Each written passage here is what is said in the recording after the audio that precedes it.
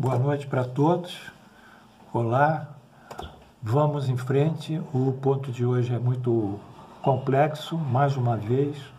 Antes de tudo, peço para minha prima Glorinha Lins do Rego, que está lá na UTI do Hospital Samaritano em Botafogo, sendo assistido pelo nosso querido clínico intensivista Luiz Guilherme de Miranda.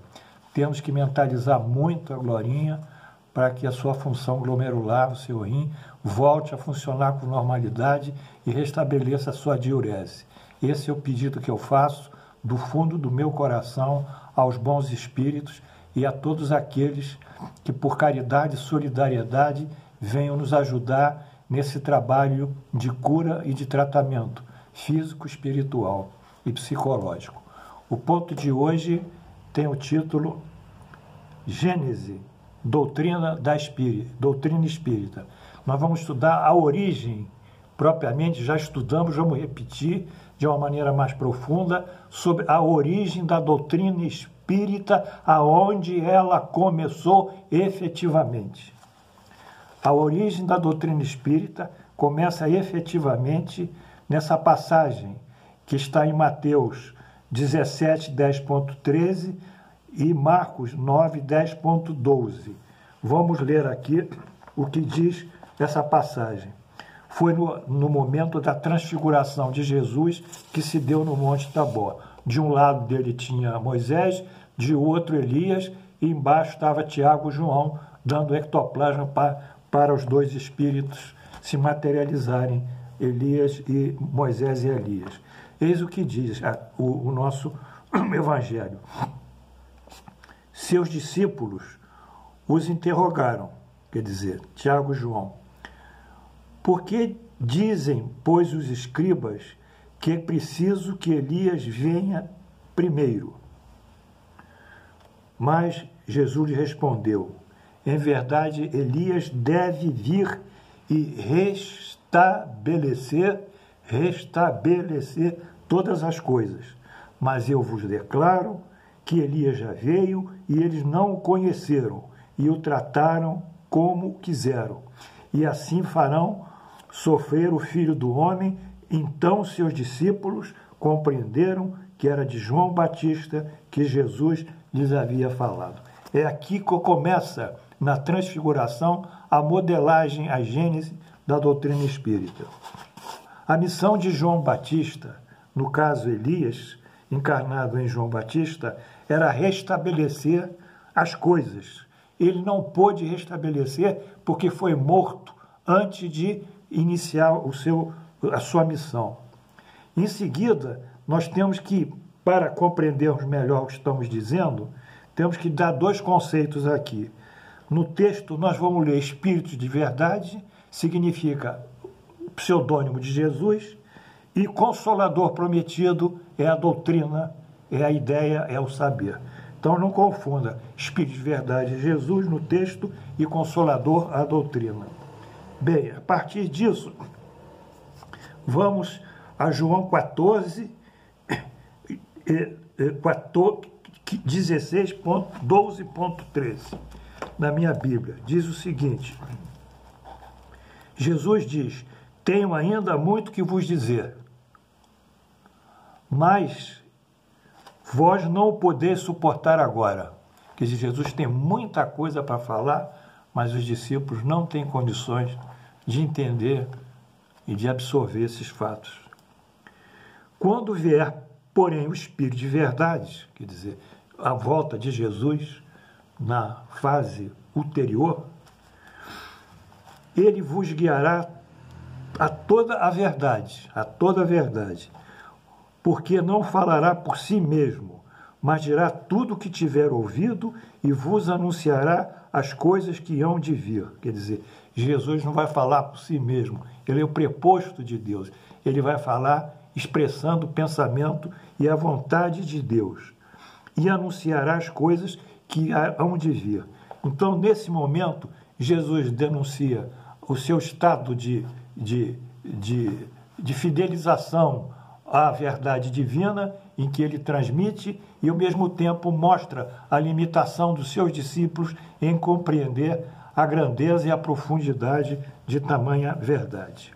E isso aqui se continua em João 14, que é o texto clássico 15, 17 e 26, que diz o seguinte: é o Consolador prometido, que é a doutrina. Se me amais, observai os meus mandamentos, e eu rogarei ao meu Pai, e ele vos enviará um outro Consolador. O outro Consolador é a doutrina. Para que fique eternamente convosco. Ficar eternamente conosco é uma ideia, é um conhecimento, é um saber. O Espírito de verdade, que o mundo não pode receber porque não o vê e porque não o conhece. Ele tinha dito aqui: o Espírito de verdade, ele vos guiará por toda a verdade, porque não falará por si mesmo, mas dirá tudo o que tiver ouvido e vos anunciará as coisas que hão de vir. Tenho ainda muito que vos dizer, mas vós não podeis suportar agora. Então, esse Espírito de verdade virá numa época em que a humanidade estará mais apta a compreender as grandes verdades morais e os grandes valores que o Cristo nos ensinou. Mas o Consolador, que é o Santo Espírito, que meu Pai enviará em meu nome, ou seja, a doutrina cheia de pureza, cheia de grandeza, é uma doutrina perfeita, santa, que meu Pai enviará em meu nome, em nome de Jesus, vos ensinará todas as coisas e vos fará recordar tudo o que vos tenho dito. Muito bem.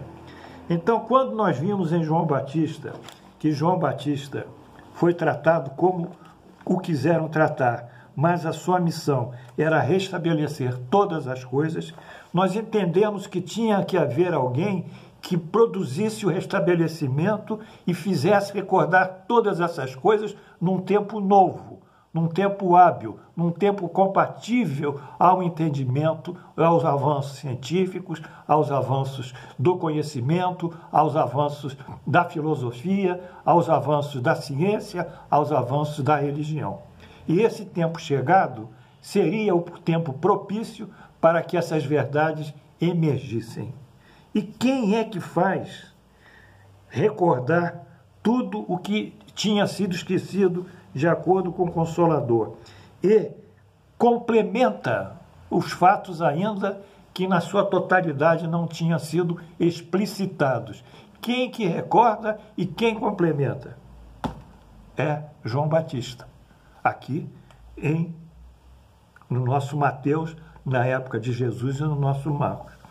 Então, João Batista, que é esse que vai produzir e restabelecer todos esses conhecimentos, cuja missão dele é divulgar tudo isso, nada mais é de quem? Que o professor Kardec. Então, faz-se assim a linha de tempo de formação da doutrina espírita, que na realidade tem por trás de toda ela a figura de Jesus, porque o Jesus é a grande liderança da doutrina espírita e que nos chega sob o pseudônimo do Espírito de Verdade. É tão interessante isso que nós vemos. Primeiro, Moisés na Transfiguração. Moisés constitui o quê? O Velho Testamento, a lei e os profetas. Em seguida, Jesus, dando uma nova concepção de Deus, dando uma doutrina mais avançada moralmente, formando um Deus indulgente, misericordioso, piedoso, e não tanto aquele Deus de ameaçador, aquele Deus punitivo que os judeus tinham que corporificar, porque eles eram ainda muito rebeldes, tinha que ter uma força de ameaça quase para que eles seguissem os mandamentos mosaicos. Então, passa-se de Jesus e vai para aquele que vai restabelecer nessa doutrina. E quem restabelece é o próprio Elias, encarnado em João Batista, que é degolado, e que volta o próprio Elias, agora encarnado em nosso querido Allan Kardec. Então, a gênese da doutrina espírita, percebe, meus alunos? A gênese dela começa aqui na Bíblia. Não começa em 1857, com a publicação do Livro dos Espíritos. Ela, realmente, ela é transcrita essas verdades começam a ser transcritas em abril de 1857, se não me engano, 18 de abril de 1857, com a publicação do Livro dos Espíritos. É verdade. Mas todo esse cabedal de conhecimentos, tudo que vem sendo trazido lá de longe, lá de Moisés, lá de Jesus, até a doutrina emergir e aparecer, é toda uma condição única. É tudo uma coisa só. É um livro que tem muitos capítulos, mas o teor do livro é todo concordante. Cada capítulo dá sequência ao capítulo anterior e cujo teor é sempre o teor mantendo a mesma linha didática, a mesma linha de ensinamento, a mesma linha de esclarecimento, a mesma linha da moral, a mesma linha do saber, a mesma linha libertatória, a mesma linha de sublimação das nossas naturezas para um espírito sermos mais elevados e mais felizes. Então, vocês viram hoje a gênese da doutrina espírita, que começa justamente em Mateus, em Marcos, Mateus 17, Marcos 19, com o advento do Elias e na transfiguração do Monte Tabor, prospera ainda com Moisés antes, prospera com Jesus no Monte Tabor e alcança o seu ponto máximo com Elias encarnado em João Batista, em Allan Kardec. Era isso que nós queríamos passar para vocês hoje, pedindo mais uma vez que estudem aqui o que foi dito. Nós vamos repetir e nesse finalzinho eu quero oferecer a vocês aqui as minhas flores. Confesso a vocês que hoje foi um dia muito difícil para mim. Eu escutei tanta notícia, meu pai, tanta confusão, que eu tive que mentalizar muito para sair do meio dessa confusão. Mas eu acredito sempre que Deus está no comando, Deus sempre quer o melhor por nós e para nós todos. Portanto, confiemos em Deus, dias melhores virão, o Brasil deverá, como eu acredito, alcançar uma maior linha de progresso. Hoje é uma tempestade alta, as ondas estão muito gigantes, o mar está encarpelado, mas vamos aguardar um pouquinho, que depois da tempestade vem a bonança, e com a bonança virá a paz e o entendimento. Fique com essas flores, que Deus nos abençoe, e nós veremos amanhã. Peço mais uma vez lá o pessoal do Samaritano, a enfermagem, os fisioterapeutas, toda a equipe médica, todos os intensivistas estão de plantão, e meu amado Luiz Guilherme, que acerte a mão pela força divina. Muito obrigado e que Deus nos abençoe.